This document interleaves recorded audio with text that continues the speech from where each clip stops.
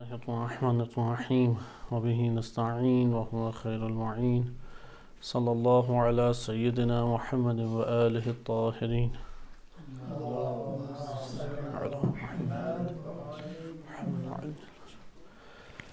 الکافی سے کتاب التوحید کی شرح آپ کی خدمت میں ذکر کی جا رہی تھی۔ پہلا باب جس میں حدوث العالم ومحدث والمحدث کا تعلق ہے، اثبات المحدث، باب حدوث العالم و اثبات المحدث، یعنی عالم کا حادث ہونا اور اس کے لیے ایک محدث جس نے اسے حادث کیا ہے، واقع کیا ہے، اس کا بیان آپ کی خدمت میں ذکر کیا جا رہا تھا۔ اس باب میں متعدد احادیث مبارکہ ہیں، جن میں سے ہم حدیث نمبر 3 کے اوپر پہنچے تھے کہ یہ ایک در حقیقت گفتگو ہے ابن ابی العوجہ اور امام صادق علیہ السلام کے درمیان۔ ابن ابی العوجہ مصر کا رہنے والا تھا، پہلے بھی ذکر ہو چکا ہے، اور زنادقہ میں سے تھا، بلکہ رؤوس زنادقہ کے زندیقیوں کے جو سردار اور رؤوس شمار ہوتے ہیں ان میں سے یہ ایک شمار ہوتا تھا۔ امام صادق علیہ السلام نے اس سے اس طور پہ گفتگو کی کیونکہ یہ حج کے موقع پہ یا عمرے کے موقع پہ موجود تھا۔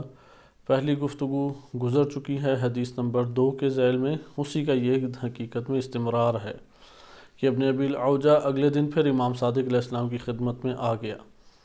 امام صادق علیہ السلام سے اس نے اب گفتگو کرنا چاہی تو امام علیہ السلام نے اس سے خود سوال کیا اور فرمایا کہ یہ بتاؤ کہ کیا تم بنائے گئے ہو، انت مصنوع ام او غیر مصنوع، کہ تم مصنوع ہو یا غیر مصنوع، ان دو سے خالی نہیں ہو سکتے۔ یا تمہیں بنایا گیا ہے، بنایا گیا ہونے سے کیا مراد ہے؟ کسی اور نے تمہیں بنایا ہے، یا غیر مصنوع، یا تمہیں خلق نہیں کیا گیا، تمہیں بنایا نہیں گیا۔ اگر تمہیں نہیں بنایا گیا تو پھر تم اس کا مطلب خود بخود بنے ہو، کوئی تو تمہارے بننے کی وجہ ہوگی۔ تو اس نے جس حصے کا انتخاب کیا، جس آپشن کا انتخاب کیا، وہ کیا تھا؟ غیر مصنوعین، کہ میں بنایا نہیں کیا، جیسے کہ دہریے اسی بات کے قائل ہیں۔ آگے انشاءاللہ تعالی اس باب کی جو آگے کی احادیث ہیں اس میں مختلف آپ کی خدمت میں استدلال بیان کیے جائیں گے، کیونکہ آغاز ہے توحید کے جو ابواب الکافی میں مذکور ہیں، وہ عالم اسلام میں احادیث کے ذیل میں جو دقیق ترین متون اور معارف وارد ہوئے ہیں وہ یہی الکافی کی ابواب ہیں یا کتاب توحید شیخ صدوق ہے، اور ہر دو شرح کے بغیر ایک عام بندے کے لیے مشکل ہو جاتا ہے، کیونکہ مختلف سطح کی اس میں احادیث مبارکہ موجود ہیں، خصوصاً جو زندیقیوں سے یا دہریوں سے امام علیہ السلام کی گفتگو ہے وہ قابل فہم ہے، لیکن بعض جگہوں پہ اصحاب آتے تھے اور امام علیہ السلام سے سوال جواب کرتے، تو جو سطح اس صحابی کی ہوتی تھی اس سطح کے مطابق جواب دیتے۔ اس لیے بعض جگہوں پہ بہت دقیق متون ہیں، بہت دقیق معارف ہیں اہل بیت علیہ السلام کے۔ ہم بعض چیزوں کو انشاءاللہ آہستہ آہستہ اس کو کھول کے ذکر کریں گے، جیسے کلمہ زندیق آپ کے سامنے بیان ہو چکا ہے لغت کے ذیل میں، اور پھر اس کے جو عمومی معنی ہیں، یا زردشتی زندین سے یہ کلمہ مختلف 2-3 احتمالات ہیں، ان میں سے ایک احتمال یہ ہے کہ زندیق یہاں سے آیا، اور آہستہ آہستہ ہر وہ انسان کہ جو اللہ کا منکر ہے یا نبوت کا منکر ہے یا قیامت کا منکر ہے، اس کے لیے یہ کلمہ استعمال ہونے لگ گیا۔ دہریہ بھی اسی طرح یہ کلمہ ہے کہ اس کی انشاءاللہ تشریح آگے آئے گی۔ بہرحال امام علیہ السلام نے فرمایا کہ اگر تم خود بنائے گئے ہو تو ہم فرض کرتے ہیں کہ تم نے اپنے آپ کو خود بنایا ہے، تو ذرا اپنے حال بیان کرو، اپنے اوصاف بیان کرو۔ تم اگر اپنے آپ کو خود بناتے ہو تو تم کیسے ہو، ذرا ذکر کرو۔ تو یہاں پہ وہ برے طریقے سے پھنس گیا، کیونکہ مثلا میں نے اپنے آپ کو خود بنایا ہے، تو کوئی مجھ سے سوال کرے آپ اپنی پھر تشریح کریں، آپ نے اپنے آپ کو کیسے بنایا، کیا اوصاف ہیں آپ کے؟ تو اس نے اپنے وجود پہ کبھی اتنا غور ہی نہیں کیا ہوا تھا، تو وہ متحیر رہ گیا کہ میں طولانی بھی ہوں، میں چوڑا بھی ہوں، قد میرا چھوٹا بھی ہے، یا میرا قد بڑا بھی ہو سکتا ہے۔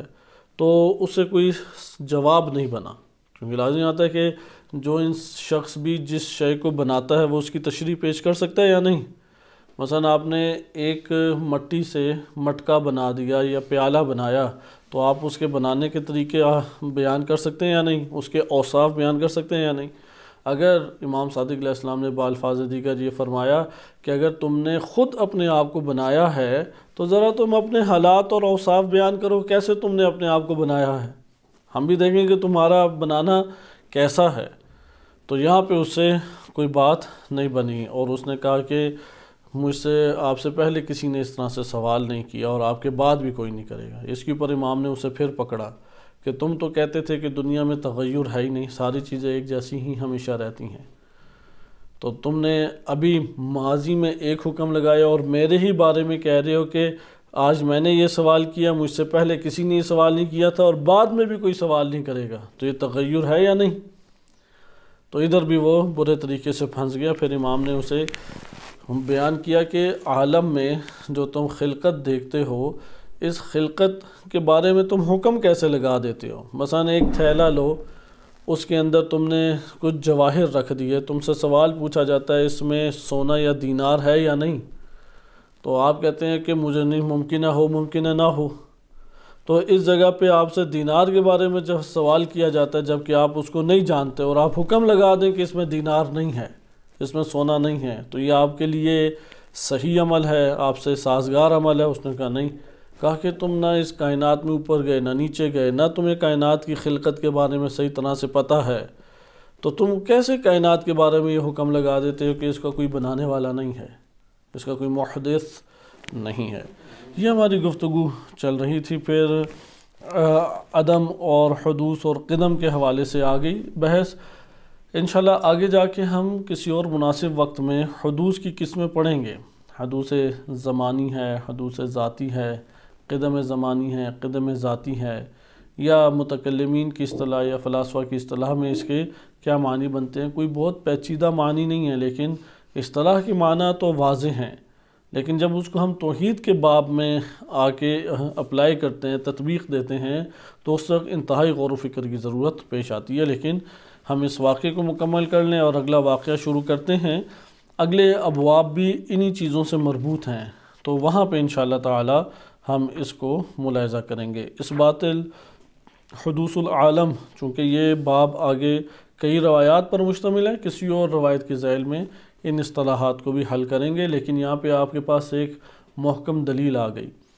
امام معصوم علیہ السلام نے عالم کے لیے کلمہ حدوث بھی استعمال کیا ہے، کلمہ عدم بھی استعمال کیا ہے، کلمہ وجود بھی استعمال کیا ہے، اور کلمہ قدیم بھی استعمال کیا ہے۔ اس لیے یہ خود ابھی بحث جب چلتی ہے اور آپ عقلی طور پہ استدلال پیش کرتے ہیں تو یہاں پہ پھر علماء میں بھی اختلاف پیش آ جاتا ہے، جیسے ہر گروہ کے علماء میں ہی اختلاف ہے، ہر مسلک کے علماء میں۔ مکتب اہل بیت علیہ السلام میں بھی اسی طور پہ توحید کے باب میں اختلاف وارد ہوا ہے۔ آیا عقل کے ذریعے سے اللہ سبحانہ وتعالی کی ایک حد تک معرفت حاصل کی جا سکتی ہے یا حاصل نہیں کی جا سکتی؟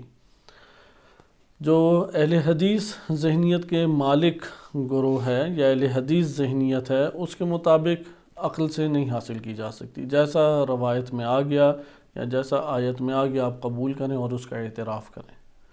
اس کے مقابل متکلمین کا ایک بڑا گروہ ہے مکتب تشیع میں۔ متکلمین جو مکتب اہل بیت علیہ السلام میں گزرے ہیں وہ تقریباً ایک نوع فلاسفہ ہی تھے، قریب فلاسفہ کے تھے، 70-80% آپ کہہ لیں کہ پرسنٹ وہ فلاسفہ ہیں۔ بقیہ بھی اشاعرہ میں بھی اسی طریقے سے، لیکن اشاعرہ میں اکثریت کے اوپر اہل حدیث جو روش اور منہج ہے وہ غالب آ گیا۔ ماتریدیہ بالکل درمیان کے رہ گئے، لیکن مکتب تشیع یا ماضی میں اہل سنت کا گروہ معتزلہ، اس میں عقلی جنبہ جو تھا وہ غالب رہا۔ ہمارے ہاں بھی علم کلام، اس میں مختلف روشیں معرفت عقائد کے لیے رائج رہی ہیں۔ ان میں سے ایک روش یہ رہی ہے کہ جیسے شیخ صدوق رحمۃ اللہ علیہ نے ہر عقیدے کو آیت یا روایت کے ذریعے سے بیان کیا ہے۔ اب وہ روایت معتبر ہے یا نہیں، تو وہ چونکہ قدماء میں سے ہیں، ان کے پاس قرائن تھے کہ امام معصوم سے صادر ہوئی ہے، اور یہ ایک طولانی بحث ہے۔ روایات اہل بیت علیہ السلام، آیات کریمہ کے ذیل میں جو تفسیر یا تفسیر روائی آئی ہے اور عقلی ادلہ سے یہ بات مکتب تشیع میں ثابت ہوتی ہے کہ 12 ائمہ علیہ السلام میں سے جو بھی امام ہے اس کا قول حقیقت میں نبی صلی اللہ علیہ وسلم کا قول ہے، اور وہ انہوں نے اپنے والد گرامی اور انہوں نے اپنے والد گرامی سے لیا، اور یہ تمام مسلمانوں میں سب سے مضبوط اور محکم سند بنتی ہے۔ اہل سنت اس بات کو قبول نہیں کرتے اور وہ کہتے ہیں کہ نہیں، صحابی کا واسطہ درمیان میں ہونا ضروری ہے۔ مکتب تشیع اس بات کی قائل نہیں ہے کہ صحابی کا واسطہ الا امام علی علیہ السلام کسی اور کا ہونا ضروری ہے، امیر المومنین علیہ السلام کی حد تک ضروری ہے۔ لہٰذا ہم جب ائمہ علیہ السلام کی یہ احادیث پڑھ رہے ہیں تو گویا کہ یہ نبی صلی اللہ علیہ وسلم کی احادیث ہیں، ہم اس اعتقاد کے ساتھ اس کو پڑھتے ہیں۔ امام صادق علیہ السلام کا یہ گفتگو ان کی جاری تھی۔ ہم جس جگہ تک پہنچے تھے وہ یہ بات تھی کہ امام علیہ السلام نے اس سے کہا کہ اس نے یہ امام سے کہا کہ کیا ایسا ہو سکتا ہے کہ ایک بڑی چیز چھوٹی چیز میں داخل ہو جائے، یعنی قدیم داخل ہونے سے مراد ہے کہ تبدیل ہو جائے، حدوث کے اوپر علامت۔ امام علیہ السلام نے حدوث پہ دوسری جو دلیل دی وہ یہ تھی کہ دنیا میں آپ دیکھتے ہیں کچھ چیزیں چھوٹی ہیں، کچھ چیزیں بڑی ہیں، اور اسی طریقے سے ایک چیز کو دوسری چیز میں جب ضم کیا جائے وہ بڑی ہو جاتی ہے یا نہیں۔ ایک شے میں جب دیگر چیزیں اشیاء، مثلا آپ کے پاس ایک بیگ ہے، اس میں آپ نے 4 کپڑوں کے جوڑے رکھ لیے، 5واں جوڑا رکھیں گے تو بزرگ ہو جائے گا یا نہیں، بڑا ہو جائے گا یا نہیں؟ اگر اس کے زپ پہ باڑ لگی ہے، زپ کھولنے سے اور بڑا ہو جاتا ہے، تو اس کے اندر اس طرح کپڑے کا اضافہ کر کے اور زپ کا اضافہ کر کے بیگ کو بڑا کیا جا سکتا ہے یا نہیں؟ تو امام نے ایک مثال انہیں دی کہ ہر چیز جس کے اندر آپ جم کریں یا ضم کریں، اضافہ کریں، وہ چیز کیا ہو جاتی ہے؟ بڑی۔ یہ تغیر کی علامت ہے۔ اس سے بھی تمہارا قول غلط ثابت ہوتا ہے کہ چیز ہمیشہ سے یکساں ہی کائنات میں چلی آ رہی ہیں۔ اس نے پھر امام سے سوال کیا کہ اگر ہم ہر 2 حالتوں اور زمانوں میں یکساں مان لیں تو پھر آپ کے پاس حدوث عالم کی کیا دلیل ہے؟ ہم یہ کہیں کہ جب اضافہ کیا گیا تب بھی ویسی تھی اور پہلے بھی ویسی تھی۔ ہم ایک فرض کرتے ہیں، اگر اس فرض کے ساتھ مان لیں تو کیا حرج ہے؟ امام علیہ السلام نے فرمایا کہ دنیا میں تو ایسا نہیں ہو رہا، اس لیے تم پھر یہ مانو کہ اس کائنات کے علاوہ ہمیں ایک اور کائنات فرض کرنے پڑے گی۔ یہ جو تم فرض کر رہے ہو یہ تغیر ہے یا نہیں؟ یہ بذات خود ایک تغیر ہے۔ تو کہا کہ چلو اب ہم اس فرض کی طرف آ جاتے ہیں کہ جس کو تم نے کہا ہے، اگر ہم یہ بھی لے لیں تو تم اس چیز کو دیکھو کہ فَنَقُولُ إِنَّ الْأَشْيَاءَ لَوْ دَامَتْ عَلَى صِغَرِهَا، اگر اشیاء اپنے اسی چھوٹے پن میں ہی رہتی، لَكَانَ فِي الْوَهْمِ أَنَّهُ مَتَى مَا ضُمَّ شَيْءٌ مِّنْهُ إِلَى مِثْلِهِ كَانَ أَكْبَرُ، تو پھر آپ کے عقل و فہم میں آپ اپنے تصور میں لے جائیں۔ وہم جو ہے وہ تصور کے لیے بھی استعمال ہوتا ہے، عقلی تصور ہو یا خیالی تصور ہو، ہر 2 تصور کے لیے کلمہ وہم استعمال ہوتا ہے۔ امام فرماتے ہیں ٹھیک ہے، تم یہ فرض کر لو، ایک تو ہمیں ایک اور کائنات فرض کرنے پڑے گی کیونکہ اس کائنات میں تو ایسا نہیں ہوتا، جب ہم ایک ضم کریں تو وہ کیا ہو جاتا ہے؟ اضافہ ہو جاتا ہے۔ اجسام کی نوعیت ہی ایسی ہے، یہ مسئلہ جسم کے ساتھ ہے کہ اس کے اندر جب چیز کو ضم کیا جاتا ہے تو وہ بڑھ جاتا ہے۔ اچھا، مجردات میں بھی علم اندر آئے تو بڑھ جاتا ہے وہ۔ خیر، آئیں آپ کے امام کہتے ہیں کہ ایک تو تمہاری یہاں سے یہ بات غلط ثابت ہو جاتی ہے کہ عالم کو اگر ہم فرض کریں تو یہ تبدیلی ہوگی۔ پہلے عالم کچھ تھا جس میں ایک چیز میں دوسری شے کا اضافہ کریں تو وہ شے بڑھ جاتی ہے، لیکن اب ہم ایک ایسا عالم فرض کر رہے ہیں کہ جس میں وہ چیز اس میں اضافے کے باوجود چھوٹی رہتی ہے، چیز بڑی نہیں ہوتی۔ چلو اس فرض کو لے لیں۔ کہا کہ ٹھیک، اس فرض کو جب تم لیتے ہو تو اب ہم اگلے پہلو سے آتے ہیں۔ تم اپنے ذہن میں جب تصور کرتے ہو تو تمہارا تصور جب بھی ایک شے میں دوسری شے کا اضافہ کرے گا، ضم کیا جائے گا ایک شے کو دوسری شے سے، تو وہاں پہ وہ بڑھ جائے گی یا نہیں بڑھے گی؟ تصور کے اعتبار سے بڑھتی ہے یا نہیں؟ تمہارے ذہن میں اس کا تصور اس سے بڑھ کر آئے گا یا اتنا ہی رہے گا؟ مثلا ابھی میں نے آپ کو مثال دی، جوتے کا ایک ڈبہ ہے جس میں 2 جوڑے آتے ہیں، صحیح؟ آپ اس کے اندر 2 اور جوڑے رکھ دیں تو ان بوٹوں میں اضافہ ہوا یا نہیں؟ اگر وہ بوٹ ہے اور تھوڑا سا وہ ڈبہ اور بڑا ہو سکتا ہے، جیسے بیگ میں آپ نے 6-7 جوڑے رکھ دیے بوٹوں کے، جوتوں کے، اب آپ اس میں ایک اور جوتے کا اضافہ کرتے ہیں تو بیگ تھوڑا باہر نکل آئے گا یا نہیں؟ ابھی تو آپ نے حقیقت میں خارج میں نہیں کیا، بس ذہن میں تصور میں بھی جب آپ اس کا تصور ہی کرتے ہیں کہ ایک شے کو دوسری شے سے ملایا جائے تو تصور میں ہی خود بخود وہ شے کیا ہو جاتی ہے؟ بڑی ہو جاتی ہے۔ آپ ذرا ذہن میں ہی ایسا کر کے دکھائیں کہ ایک شے کو دوسری شے میں ضم کریں، ایک شے کو دوسری شے میں آپ جم کریں، ملائیں، اور وہ بڑی نہ ہو، اپنے اسی حالت میں رہے۔ آپ کہیں گے حتماً کسی نہ کسی پہلو سے تو اضافہ ہوا ہے، مجھے وہ اضافہ ممکن ہے ظاہری صورت میں نہیں دکھائی دے رہا، لیکن پہلے اندر ایک تھا اب 2 ہو گئے ہیں، پہلے اتنی مقدار تھی اب اتنی مقدار ہو گئی ہے۔ مثلا پانی کا گلاس اتنا ہی ہے، اس کے اندر مثال کے طور پہ چینی ڈالی وہ بھی نہیں نظر آتی مکس ہو جائے، نمک ڈالا وہ بھی نہیں نظر آتا، لیکن کیا ہر 2 صورتوں میں پانی کا وزن اور اس کی مقدار وہ ایک جگہ رہے گی یا اس میں فرق آ جائے گا؟ کسی نہ کسی پہلو سے اضافہ کہلائے گا، یا ذائقے کے اعتبار سے اضافہ کہلائے گا، یا اس کے اندر ملاوٹ کے اعتبار سے اضافہ کہلائے گا، یا وزن کے اعتبار سے اضافہ کہلائے گا۔ آپ اضافے کو کیسے روک سکتے ہیں؟ لہٰذا آئیں آپ اسے اب دیکھیں، فَنَقُولُ إِنَّ الْأَشْيَاءَ لَوْ دَامَتْ عَلَى صِغَرِهَا، کہ اگر ہم یہ فرض کرتے ہیں کہ اشیاء اگر وہ قائم دائم رہتی اپنے اسی چھوٹے پن کی طرف، اپنے صغر میں ہی قائم رہتی، لَكَانَ فِي الْوَهْمِ، تو پھر وہ وہم میں کیا ہوتی؟ أَنَّهُ مَتَى مَا ضُمَّ شَيْءٌ مِّنْهُ إِلَى مِثْلِهِ، کہ اس میں سے کسی شے کو، صحیح ہے، کسی شے کو اسی کی مثل میں جب اضافہ کیا جائے گا، کانا اکبر، تو وہ بڑھ جائے گی، وہم یعنی تصور میں تمہارے حتماً بڑھے گی۔ وفی جواز تغییر علیہ خروجہ من القدم، اور اس طریقے سے جو اس کے اوپر تبدیلی کا جائز ہونا قرار پایا ہے، یہ تبدیلی کا جائز ہونا جو آپ تصور کر رہے ہیں یہی کافی ہے کہ یہ قدم سے نکل کے حدوث میں آ گئی ہے، خروجہ من القدم، یہ قدم سے نکل کے خروج میں آ گئی۔ ہم یہاں پہ ایک سوال ابھار سکتے ہیں، لیکن اس کو انشاءاللہ آگے ہی حل کریں گے، کیونکہ ایک ہی حدیث کے ذیل میں اگر ہم سارے کے سارے اس طرح سے فرعی مطالب کو لیتے ہیں تو وہ پہلی حدیث ہی ختم نہیں ہوگی۔ یہاں سوال پیدا ہوتا ہے ہم قدم اور حدوث کی بحث کیوں کر رہے ہیں اتنی؟ مثلا کیا فرق پڑتا ہے عالم کو اگر حادث مان لے؟ حادث ماننے سے کیا اللہ تعالیٰ کا ہونا ثابت ہو جاتا ہے یا نہیں؟ کیا آپ لوگوں کے ذہن میں آتا ہے؟ کیونکہ یہی دلائل ہیں، عقائد میں 7-8 دلیلیں ہیں اللہ سبحانہ وتعالیٰ کے وجود پر اور اس کی وحدانیت کے اوپر، عقلی دلیلیں۔ بعض دلیلیں ایسی ہیں کہ جو محکم اس قدر ہیں کہ جو وجود کے ساتھ ساتھ اس کے واحد ہونے کو بھی ثابت کرتی ہیں۔ بعض دلیلیں ہیں کہ دعویٰ یہ کیا گیا تھا یہ وجود اور وحدانیت دونوں کو ثابت کرتی ہے، لیکن حقیقت میں صرف وجود کو ثابت کرتی ہے۔ واحد ہونے کو ثابت کرنے کے لیے آپ کو دوسری پھر دلیلیں لانے پڑتی ہیں۔ سب سے محکم ترین دلیل عقائد میں وہ شمار ہوگی، دلیل ایک ہے لیکن وہ ایک دلیل اللہ تعالیٰ کے وجود کو بھی ثابت کرے اور اس کے واحد ہونے کو بھی ثابت کرے۔ ہمارے پاس 3 دلیلیں محکم ترین دلیلیں شمار ہوتی ہیں اعتقاد میں، بہت ساری دلیلیں ہیں۔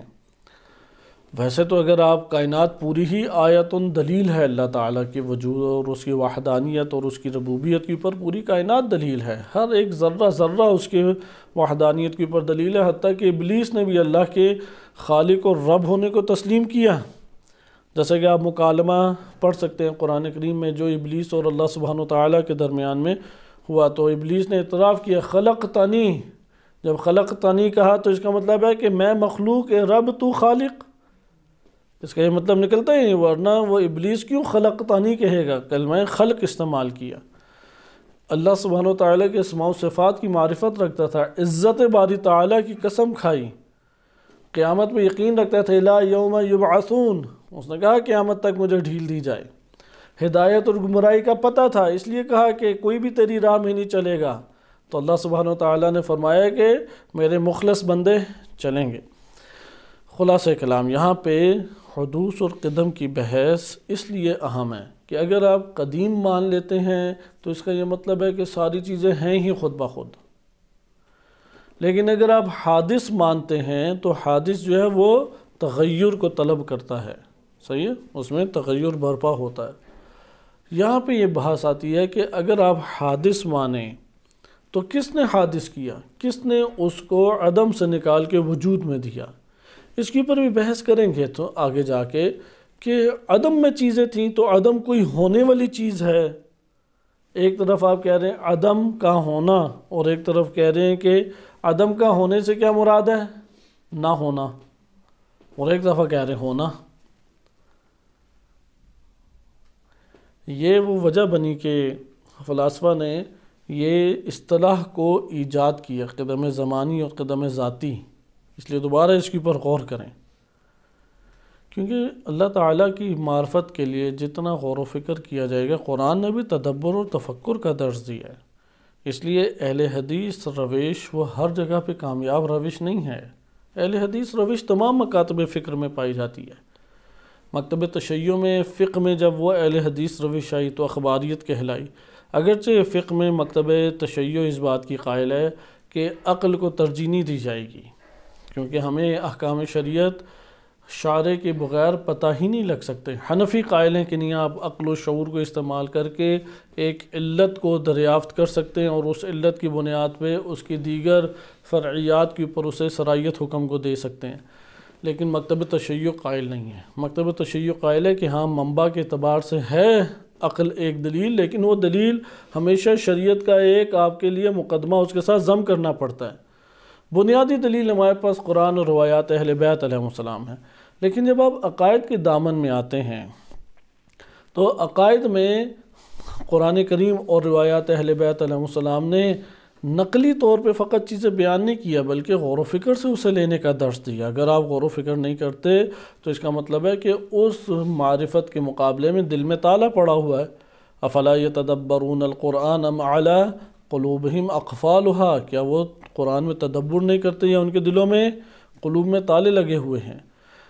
پھر قرآن نے خود درس دیا ہے نظر کے بارے میں، دیکھیں کہ فانظروا کیف کان عاقبۃ المکذبین، یا خلقت کے بارے میں کہا کہ آسمان اور زمین کی خلقت کے اوپر یہ تفکر نہیں کرتے، غور و فکر نہیں کرتے۔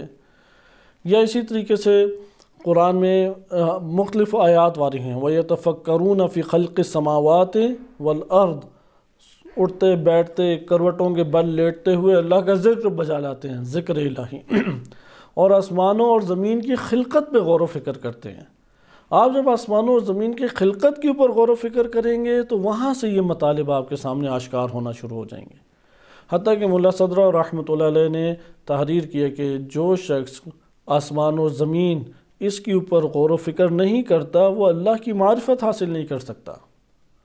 معرفت الہی کے لیے ضروری ہے، وَإِلَّا یہ اللہ تعالیٰ نے حیوانات کثیر تعداد میں بنائے ہیں جو کھائیں پئیں، بھاگ دوڑ کر کے، کھیل کود کر کے، اپنے خانوادے کا ساز و سامان برپا کر کے اور اپنا دفاع کر کے زندگی بسر کریں۔ انہیں کوئی غرض نہیں ہے کہ سورج کیسے نکل رہا ہے، کہاں پہنچا ہے، چاند کی کیا صورتحال ہے، اس میں حرکت ہے، حرکت نہیں ہے، اس کے اوصاف کیا ہیں، فنا کیا ہے، بقا کیا ہے، عدم کیا ہے، وجود کیا ہے، کوئی انہیں پریشانی نہیں ہے۔ اس لیے اگر ایک انسان، عام انسان کو بھی اس کی پریشانی نہ ہو تو اس نے اپنے آپ کو خود حیوانی مرتبے پر رکھا ہے۔ لہذا طالب علم کے لیے تو اور زیادہ ضروری ہو جاتا ہے کہ وہ کائنات کے اوپر غور و فکر کرے اور اس کو کائنات کا ہر ذرہ وہ آئینہ دکھائی دینا چاہیے جس میں وہ افعال الہی، صفات الہی اس کو ملاحظہ کر رہا ہے۔ یہ قدم اور حدوث کی بحث بھی اسی طریقے سے، آپ مثلا عدم کے اوپر ہی غور کریں۔ آپ کہتے ہیں کہ عدم سے وجود دیا تو عدم میں تھے، اس کا مطلب عدم میں تھے تو عدم سے وجود دیا نا، تو عدم میں ہونا کیا ہے؟ عدم تو کہتے ہیں نہ ہونا، وہ نہیں تھے اس کا مطلب ہے، پھر انہیں وجود دیا۔ اس لیے آپ کہتے ہیں عدم کا ہونا اور ادھر سے عدم کا ترجمہ کرتے ہیں نہ ہونا، یہ دونوں آپس میں ٹکراتے، ہونا اور نہ ہونا ٹکراتا آپس میں۔ بہرحال ادھر سے قدم اور حدوث کی بحث پہ آہستہ آہستہ غور کریں، آگے بھی یہ مطالب انشاءاللہ تعالیٰ آپ کے سامنے پیش کیے جائیں گے۔ حدوث اور قدم کی بحث فلسفہ اسلامی کی اہم ترین مباحث میں سے ہے، اور اسی کے ساتھ ایک اور بحث جڑ جاتی ہے، حرکت کی بحث، کیونکہ تغیر حرکت کی وجہ سے آتا ہے۔ حرکت بالآخر اجسام میں حرکت کا ہر کوئی قائل ہے، اجسام میں ہر ٹائم حرکت موجود ہے۔ یہ حرکت زمان کی وجہ سے، زمانہ خود حرکت کی وجہ سے پیدا ہو رہا ہے۔ یہ زمانہ کیسے چل رہا ہے؟ زمانہ پیدا ہوتا ہے سورج اور چاند کی حرکت کی وجہ سے۔ اگر سورج اور چاند میں حرکت نہ ہوتی تو یہ زمانہ خلق ہوتا۔ پھر یہ زمانہ انسان کو بوسیدہ کرتا ہے۔ ویسے تو آپ کے سامنے سورج آیا، نکلا، چلا گیا، آپ کو کوئی فرق پتہ لگا؟ پھر آیا، پھر نکلا، پھر چلا گیا، پھر کوئی فرق نہیں پتہ لگا۔ آپ اسی طریقے سے قائم دائم اپنے حصے کی خوراک کھا رہے ہیں، لیکن دیکھا کہ اب تو ہم بچپن سے نکل کے جوانی میں آ گئے، جوانی سے نکل کے مثلاً اب بڑھاپے کی طرف آ رہی ہیں۔ کون ہے کہ جو اس طرف انسان کو لے کے آ رہا ہے؟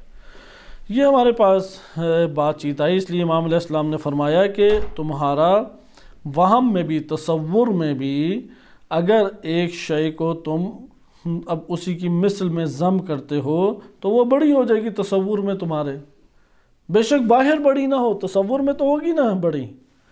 اور تغیر اس کی پرطاری ہونے کے اعتبار سے وہ کافی ہے اس کے لیے، اور اس طریقے سے وہ قدم سے نکل کے کہاں آ جائے گی؟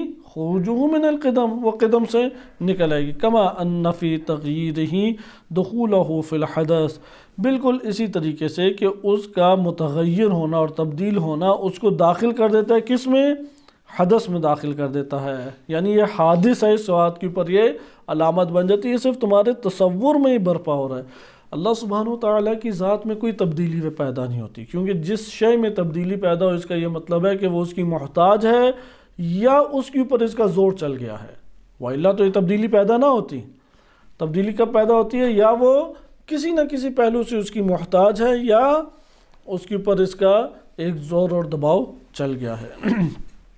پھر آگے بس ذکر آپ نے ملاحظہ کیا، امام نے ہر دو پہلوؤں سے جواب دیا کہ تمہارے تصور میں جب ایک شے کو دوسری شے میں ضم کیا جاتا ہے تو ضم کرنے کے بعد وہ تمہارے تصور میں بڑی ہو جاتی ہے، اور اس کی وہ قدم سے نکل کے حدوث میں آنے کے لیے یہی کافی ہے۔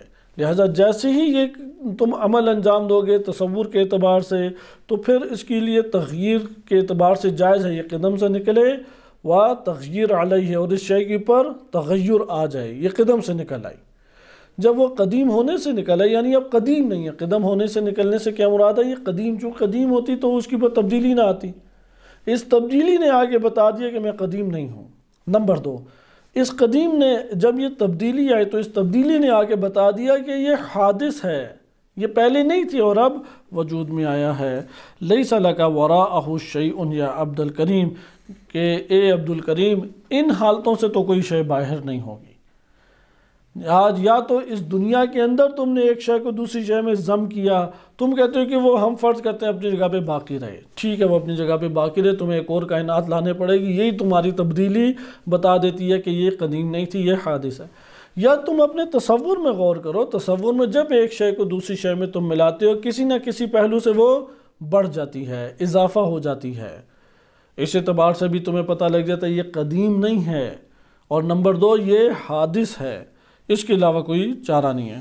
فانقطع وخزیہ، اس کی گفتگو بند ہو گئی اور وہ لاجواب ہو گیا، اور جس طرح سے ایک ذلت اور حقارت کا اظہار کرتے ہوئے انسان بالآخر مجبور ہو جاتا ہے، اس طرح وہ خاموش ہو گیا۔ فلما کان من العام القابل، جب اگلا سال آیا، عام القابل اگلا سال آیا، التقى معه فی الحرم، تو امام علیہ السلام کے ساتھ حرم بیت اللہ مکہ مکرمہ میں بعض افراد آ کے ملے۔ فقال له بعض شیعته، چونکہ امام کے ساتھ آس پاس افراد بیٹھے تھے ورنہ یہ حدیث ہی نہیں ہم تک پہنچتی، تو کئی افراد نے سنی اس ٹائم یہ جو امام کی گفتگو تھی، بعض نے اسے مناظروں میں داخل کر دیا کہ ائمہ علیہ السلام کے مناظرے، حالانکہ یہ اس طور پہ مناظرے نہیں ہیں، سوال جواب کے لیے لوگ آتے تھے اور پھر چلے جاتے تھے۔ تو بہرحال بعض شیعوں نے امام علیہ السلام سے آ کے کہا کہ ان ابن ابی العوجہ قد اسلم، ابن ابی العوجہ تو مسلمان ہو گیا۔ قال العالم، امام صادق علیہ السلام نے فرمایا هو اعمی من ذلك لا يسلم، وہ اندھا ہے، اس سے کئی گنا، وعلیکم السلام، نابینا تر ہے، وہ اسلام قبول نہیں کرے گا۔ فلما بصر بالعالم قال سیدی و مولائی فقال له عالم ما جاء بک الی ھذا الموعظ، کہ بصرہ بالعالم کہ عالم کو دیکھا۔ ممکن ہے کہ یہاں پہ جو کلمہ بصرہ ہے وہ لازم کے طور پہ استعمال ہوا ہو، کہ یعنی وہ دوبارہ ابن ابی العوجہ غالباً آیا، تو اب اس کی کیا امام علیہ الصلوۃ والسلام کے ساتھ گفتگو ہوئی، آگے ملاحظہ کریں کہ کہا سیدی و مولائی فقال له عالم، یعنی میرے سید و سردار، میرے آقا اور مولا۔ امام صادق علیہ السلام نے کہا کہ ما جاء بک الی ھذا الموضع، تجھے کیا چیز اس طرف اس جگہ پہ لے آئی؟ فقال عادت الجسد فسنت البلد، کہ میری عادت ہے کہ میں ہر سال ادھر آتا ہوں، جسم کی عادت ہوتی ہے نا سیر و تفریح کے لیے نکلنا ہے، اور سنت البلد، اور یہاں پہ مراسم ہوتے ہیں سال ہا قدیم سالوں سے ادھر یہ مراسم چل رہے ہیں۔ وَلِنَنْظُرَ مَنْ نَاسُ، بس فلما بصر العالم، اس سے کیا مراد ہے؟ ابن ابی العوجہ ہی مراد ہے، صحیح ہے، لیکن بصرہ کا مطلب ہمیں دیکھنا پڑے گا، ظاہراً یہ ہے کہ وہ دوبارہ سے دکھائی دیا، دوبارہ سے وہ اس جگہ پہ آیا اور امام علیہ السلام کے پاس آ کے فرمایا سیدی و مولائی، میرے آقا و سردار۔ امام علیہ السلام نے فرمایا کہ اس جگہ پہ تجھے کیا چیز لے آئی؟ اب ان کلمات سے لگتا ہے شاید واقعی مسلمان ہو گیا تھا، لیکن امام نے پہلے کیا کہہ دیا؟ ہوا اعمی من ذالک، وہ اس ہدایت سے اندھا ہے، نابینا ہے، وہ اسلام نہیں لائے گا۔ اب یہ آ گیا تو امام نے پوچھا کیا چیز تجھے اس حرم بیت اللہ میں لے آئی؟ تو اس نے کہا کہ عادت الجسد، جسمانی میری عادت ہے کہ پھرنے کا عادی ہوں میں، اور سنت البلد، اس جگہ پہ قدیم زمانے سے مراسم چل رہے ہیں، انہیں میں دیکھتا ہوں، ہر سال یہ آ کے دیکھتا ہوں کہ یہ جو ادھر شور شرابہ برپا ہوتا ہے۔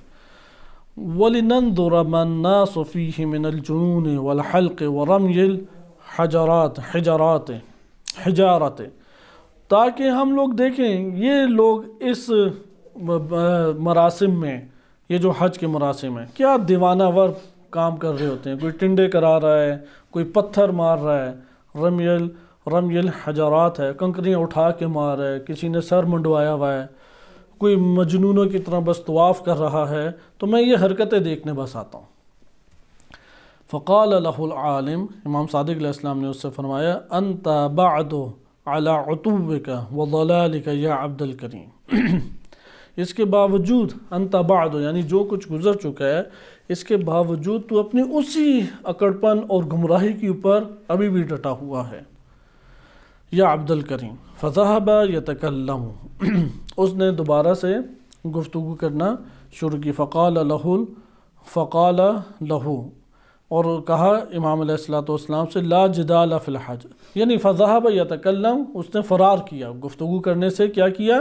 فرار کیا، کیونکہ امام علیہ السلام کے سامنے مسلسل لاجواب ہو چکا تھا۔ ذہب یعنی جانا، فذهب يتكلم یعنی اس نے گفتگو کرنے سے فرار کیا، اور امام علیہ السلام کو کیا کہا؟ قال لہو میں ہو ضمیر امام صادق علیہ السلام کی طرف لوٹ رہی ہے۔ عبد الکریم بن ابی العوجہ نے کہا کہ امام علیہ السلام کو لا جدال فی الحج، کیونکہ قرآن کریم میں بھی وارد ہوا ہے اور روایات اہل بیت علیہ السلام میں بھی، حج میں مناظرے نہیں ہوتے، حج میں مناظرے کی گنجائش نہیں ہے، لا جدال فی الحج۔ وَنَفَضَ رِدَاءَهُ مِنْ يَدِهِ، اور اپنے چادر کو اپنے ہاتھوں سے جھاڑتے ہوئے اٹھ کھڑا ہوا۔ وقال، امام علیہ السلام نے اس وقت یہ جب کھڑا ہو رہا تھا چادر جھاڑ کے، تو امام نے فرمایا ان یکن الامر کما تقول، اگر امر ایسا ہی ہے، یعنی حقیقت وہی ہے جو تم کہتے ہو، وَلَيْسَ كَمَا تقول، جبکہ حقیقت ویسی نہیں ہے جیسا تم کہتے ہو۔ تقول سے کیا مراد ہے؟ یعنی تقول الحق، کہ اگر حقیقت ویسی ہے کہ جیسا کہ حقیقت تم بیان کرتے ہو، تمہاری نظر میں حقیقت ہے، یعنی وہ کیا اعتقاد رکھتا تھا؟ کائنات خود بخود بن گئی ہے، کوئی ہمارے درمیان اللہ سبحانہ وتعالیٰ کی حیثیت نعوذ باللہ نہیں رکھتا، کوئی عبادت نہیں ہے، کوئی جنت کوئی جہنم کچھ بھی نہیں ہے۔ تو امام نے فرمایا کہ اگر تم، یہ والا جو جواب ہے آج کے دور میں بھی انسان کو بڑے پیمانے پہ اندر سے ہلا دیتا ہے، جو امام نے اس کے ذہن میں ڈال دیا اور عین ٹائم پہ اس کو دوبارہ سے اس کا تکرار کیا، پہلے بھی تکرار کر چکے ہیں۔ اور انسان شک و شبہات میں ہمیشہ اس بات کو اپنے اندر سوچے تو وہ راہ حق اور صراط حق کے اوپر آ سکتا ہے۔ لہٰذا ان یکن الامر کما تقول کہ امام نے فرمایا کہ اگر امر ایسا ہی ہو جیسا تم کہتے ہو، ولیس کما تقول جبکہ ایسا نہیں ہے جیسا تم کہتے ہو، نجونا و نجوتا ہم بھی نجات پا گئے تم بھی نجات پا گئے، کیونکہ تم اپنے طور پہ زحمتیں اٹھا کے علاقوں میں ممالک میں شہروں میں پھر رہے ہو، یہ اپنے سلیقے کے مطابق کعبے کے گرد طواف کر رہے ہیں اور رمی جمرات کرتے ہیں، عرفات، مشعر الحرام، منی وغیرہ میں جاتے ہیں، اپنے مطابق کرتے ہیں۔ وَإِن يَكُنِ الْأَمْرُ كَمَا نَقُولُ لیکن اگر حقیقت وہ ہو جیسا ہم کہتے ہیں، وَهُوَ كَمَا نَقُولُ اور حقیقت میں ویسا ہی ہے جیسا ہم کہتے ہیں، یعنی موت کے بعد فنا نہیں ہے، عدم نہیں ہے، موت کے بعد بھی حیات ہے، یہ حیات دنیاوی ہے، پھر حیات برزخی ہے، پھر حیات قیامت ہے، حیات تو انسان کی ختم نہیں ہوتی۔ اللہ تعالیٰ ہر جہان میں انسان کی تدبیر فرما رہا ہے، ہر شے کا سفر اللہ ہی کی طرف ہے، ہر شے اللہ ہی کی طرف سے آ رہی ہے۔ خدا نے اس نظام کو خلق کیا ہے، یہ سارے کی سارے ارادہ الہی، صفات الہی، افعال الہی، جنت ہے، جہنم ہے، صراط ہے، حشر ہے، قبر ہے، عذاب ہے، نعمات ہیں، اجر ہے یا جزا انعام، یہ ساری کی ساری چیزیں حقیقت ہے جیسا ہم کہتے ہیں۔ نجونا و ہلکتا ہم تو نجات پا جائیں گے اپنے اعتقاد حقہ کی بنیاد پر بھی اور اعمال صالحہ کی بنیاد پر بھی، لیکن تو کیا ہوگا؟ ہلاک ہو جائے گا۔ فَأَقْبَلَ عَبْدُ الْكَرِيمُ عَلَى مَنْ مَعَهُ عبد الکریم جو اس کے ساتھ تھا ان کی طرف تیزی سے آگے بڑھا اور کہا کہ وَجَّدْتُ فِي قَلْبِي حَزَازَةً فَرُدُّونِهِ فَرَدُّوهُ فَمَاتَ اس نے کہا کہ میرے دل میں ایک عجیب سا احساس برپا ہو رہا ہے، حزہ ہل جانے کو کہتے ہیں، ایک لرز جانے کو کہتے ہیں کہ عجیب سی اس کے اندر تغیر پیدا ہونے لگ گیا، ایک حزازت پیدا ہوتا ہے نا، ایک چیز ہلائی جاتی ہے زور سے، تو غالباً اس معنی میں ہے کہ حزازتاً کہ اس کے وجود کے اندر قلب میں ایک احساس یا تکلیف یا درد کا احساس اسے ہوا اور اس نے کہا کہ مجھے ادھر سے لے جاؤ۔ فَرَدُّوهُ وہ وہاں سے اسے لے گئے، فَمَاتَ اور وہ مر گیا، لا رحمہ اللہ اللہ اس کے اوپر رحمت نازل نہ کرے۔ یہ ہمارے پاس ایک روایت تھی جس میں آپ نے ملاحظہ کیا کہ امام علیہ السلام نے توحید کے اوپر متعدد قسم کے اسے دلائل دیے اور آخر میں جو دلیل تھا اس سے اس کی قلبی حالت بھی متاثر ہونے لگ گئی۔ اس کے بعد ہمارے پاس آ جاتی ہے چوتھی حدیث۔ یہ جو حدیث ہے یہ امام رضا علیہ السلام سے ہے، اس کا ہم آغاز آج پڑھ لیتے ہیں اور انشاءاللہ تعالی اس کے ضمن میں ہم بعض مطالب کو قدر تفصیل سے دیکھیں گے، کیونکہ یہ ایک اور پہلو سے توحید کو بیان کر رہا ہے۔ پہلی 3 حدیثوں میں کیا ذکر ہوا؟ پہلی 3 حدیثوں میں یہ بیان ہوا ہے کہ اس کائنات کا کوئی خالق اور مالک ہے، اس کائنات کو نہیں تھی، اس کو نہ ہونے سے نکال کے ہونا بنایا، وجود نہیں رکھتی تھی، اسے جامع وجود کسی ذات نے پہنایا اور وہی ذات جس نے اسے وجود دیا ہے وہ اسے باقی بھی رکھے ہوئے ہے، وہی اس کی بقا کا سبب بھی ہے۔ ہمارے ہاں عقائد میں 3 دلائل دی جاتی ہیں جو مضبوط ہیں بقیہ کی نسبت، ویسے 7 8 یا اس سے بھی اوپر ہو سکتی ہیں۔ سب سے اوپر ہے برہان صدیقین۔ برہان صدیقین اس کی ایک تشریح ہے، ابن سینا نے دی کی، خواجہ طوسی کی ہے ایک تشریح، اور ایک ملا صدرہ کی۔ ملا صدرہ کی محکم ترین شمار ہوتی ہے کہ انشاءاللہ اس کو اپنے مقام پہ دیکھیں گے۔ دوسری ہمارے پاس دلیل آ جاتی ہے دلیل نظم، نظم اس کائنات میں پایا جاتا ہے، اس سے استفادہ کیا۔ تیسری دلیل آ جاتی ہے حدوث، حدوث سے حادث کا محدث کا ہونا پتہ لگ جاتا دلیل ہے، لیکن وہ محدث ایک ہے یا نہیں یہ نہیں پتہ لگتا۔ دلیل نظم بھی یہی ہے کہ اس میں ناظم کا پتہ لگ جاتا، وہ ناظم ایک ہے یا نہیں اس کا علمی ہوتا ہے، اس لیے ہمیں ایک اور دلیل لانے پڑتی ہے۔ لیکن اپنے طور پہ اگر آپ غور کریں کہ اس کے اندر حقیقت میں یہ پوشیدہ ہے کہ وہ ایک ہی ذات ہے، ایک سے زیادہ ہوتا ہے، لَوْ كَانَ فِيهِمَا آلِهَةٌ لَفَسَدَتَا، اگر آسمان و زمین میں ایک سے زائد آلہہ ہوتے تو کیا ہو جاتے؟ فساد برپا ہوتا۔ فخر الدین رازی نے اس کے اوپر بڑی تفصیلی گفتگو کی اور دلیل و تمانع کے عنوان سے یہ معروف ہے علم کلام میں۔ بہرحال یہاں پہ ہمارے یہ جو میں نے 3 نام لیے، ایک دلیل حرکت بھی ہے جو ارسطو قائل تھے۔ ارسطو کا جو تصویر کشی یونیورسٹیز کی دنیا نے کی ہے وہ ایک ملحد کے طور پہ، زندیق کے طور پہ نعوذ باللہ کی ہے، جو کہ بالکل ہی تخریب کارانہ ہے۔ لیکن جو عالم اسلام میں ارسطو کے ترجمے قدیم زمانے سے ہوئے، ابن رشد اندلوسی نے کیے، ابن سینا کے دور کے ہیں، یہ شافعی المذہب تھے غالباً، یا ابن سینا، ان سے پہلے فارابی، غیبت صغریٰ کے ہیں فارابی، 4 صدی ہجری کے نصف کے ہیں یا آغاز کے ہیں، انہوں نے جو تشریح کی اس کے مطابق وہ بزرگ ترین موحدین میں سے تھے ارسطو اور افلاطون، اور حقیقت بھی یہی ہے۔ ارسطو نے حرکت کے عنوان سے ایک مطلب کو ذکر کیا اور توحید کے اوپر استدلال قائم کی اور دلیل قائم کی، اور بڑی خوبصورت اور جاذب اور مضبوط دلیل ہے۔ لیکن ہم جو ابھی تک 3 حدیثیں پڑھ چکے ہیں، اگر ہم اسے عقائد کے عنوان سے نام دینا چاہیں تو کیا نام دیں گے؟ دلیل حدوث، برہان حدوث اسے نام دیا جاتا ہے۔ اس لیے آپ برہان حدوث انٹرنیٹ پہ لکھیں، بہت سارے اس کے آپ کے سامنے تشریحات بہترین قسم کی آ جائیں گی۔ ہم اب چوتھی دلیل میں آ رہے ہیں، چوتھی حدیث میں آ رہی ہے۔ چوتھی حدیث تنزیہ اللہ سبحانہ و تعالیٰ سے مربوط ہے۔ اللہ تعالیٰ کی ذات وہ عیوب سے منزہ ہے اور مخلوقات کے اوصاف سے منزہ ہے۔ اللہ تعالیٰ کے لیے 2 چیزوں کا ثابت کرنا ہمارے لیے ضروری ہے۔ اس جگہ پہ بڑے اختلافات برپا ہوتے ہیں۔ 2 چیزیں کیا ہیں؟ پہلی چیز ہے کہ اللہ تعالیٰ کے لیے صفات کو ثابت کرنا ضروری ہے۔ ہر وہ صفت کہ جو صفت کمال شمار ہوتی ہے، حقیقی معنی میں کمال، نہ کہ میری نظر میں کمال یا دوسرے کی نظر میں کمال، حقیقی معنی میں جو کمال شمار ہوتی ہے وہ اللہ تعالیٰ کے لیے ثابت کرنا، اعتقاد رکھنا ضروری ہے۔ اللہ عالم ہے، کیونکہ عالم نہ کہیں تو کیا لازم ہے کہ نعوذ باللہ جاہل۔ اللہ قادر ہے، اگر قادر نہ ثابت کریں تو نعوذ باللہ عاجز شمار ہوگا۔ اللہ تعالیٰ قوی ہے، قوی نہ مانے تو ضعیف نعوذ باللہ شمار ہوگا۔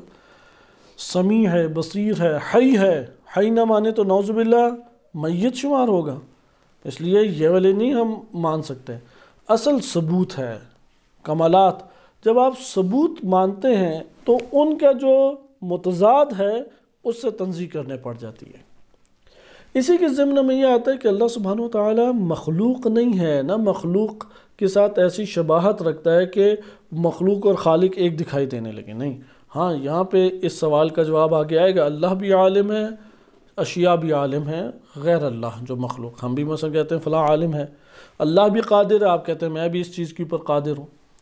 اچھا اللہ بھی قوی ہے، آپ کہتے ہیں فلاں بھی شخص بڑا قوی ہے۔ اللہ بھی غنی ہے، آپ فلاں شخص کسی شخص کی طرح غنی ہونے کی صفت سے متصف کرتے ہیں۔ ان جگہوں پہ صفات کے معنی تبدیل ہو جاتے ہیں، یا صفات کے معنی تبدیل نہیں ہوتے تو کیا مخلوق سے مشابہت اس سے ایجاد ہو جاتی ہے؟ یہ چیزیں آگے پڑھیں گے۔ لیکن یہاں پہ جو سوال راوی نے اٹھایا ہے وہ ایک اور انداز میں اٹھایا ہے۔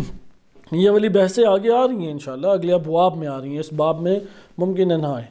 بڑی دلچسپ بحث ہے یہ جو میں نے سوال اٹھائے، اسی کے جواب میں کئی فرقہ جات کے مختلف گروہ بن گئے، حتیٰ مکتب تشیع میں بھی گروہ بن گئے۔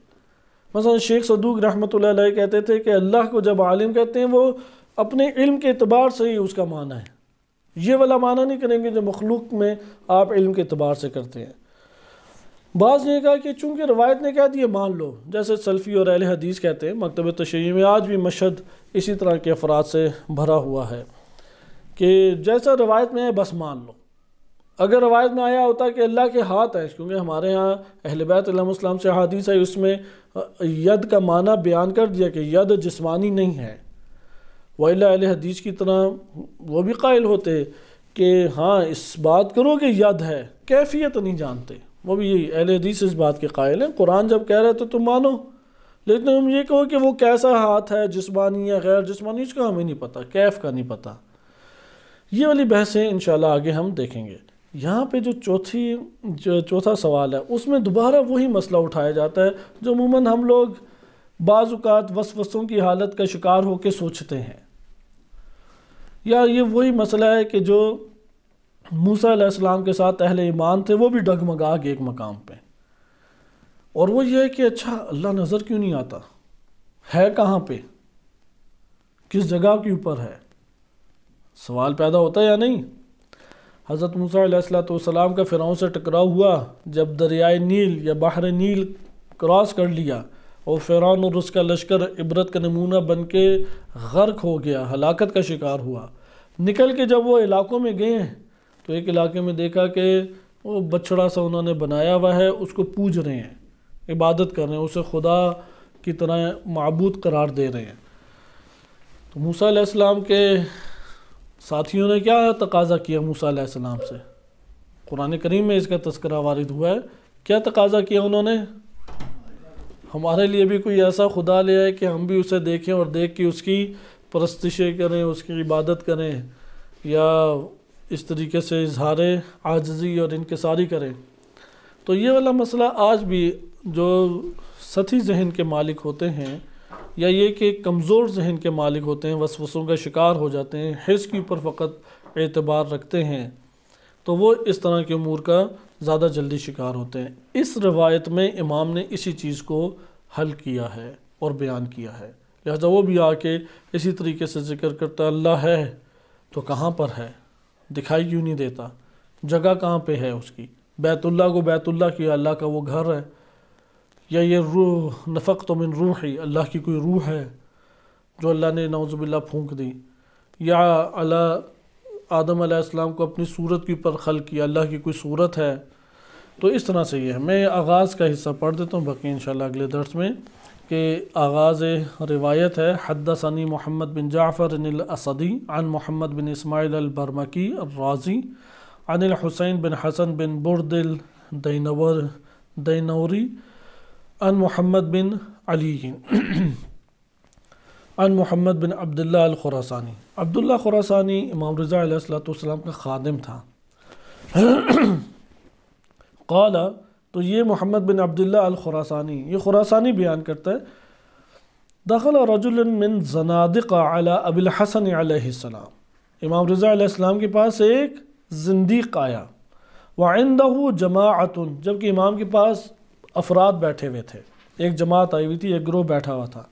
فقال ابو الحسن علیہ السلام، امام رضا علیہ السلام نے فرمایا، ایہا الرجل، اے شخص، ارأیت ان کان القول قولکم، کیا تم نے دیکھا ہے کہ القول یعنی قول الحق، شارحین نے ذکر کیا ہے قول، القول یعنی قول الحق، یعنی حق قول وہی ہے جو تمہارا قول ہے، وَلَيْسَ هُوَ كَمَا تَقُولُونَ، جبکہ حق قول یہ نہیں ہے جس کے تم قائل ہو، أَلَسْنَا وَإِيَّاكُمْ شَرَعًا سَوَاءً، تو میں اور تم ہم سب برابر ہیں، لا يضرنا ما صلینا وصمنا وزکینا واقررنا، ہمیں کوئی نقصان نہیں دے گا جو ہم نمازیں پڑھتے ہیں، جو روزے رکھتے ہیں، جو زکوٰۃ دیتے ہیں، اور جو ہم اقرار عبودیت کا حج کے موقع پہ یا نمازوں کی صورت میں کرتے ہیں۔ فسکت الرجل، یہاں پہ وہ زندیق خاموش ہو گیا۔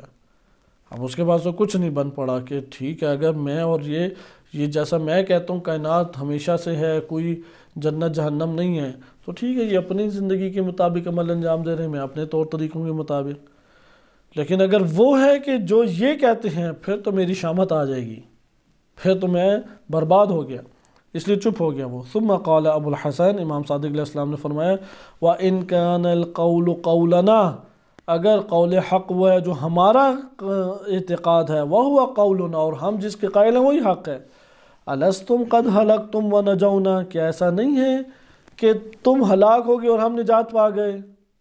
فقال رحمک اللہ، اس نے کہا اللہ آپ کے اوپر رحم کرے۔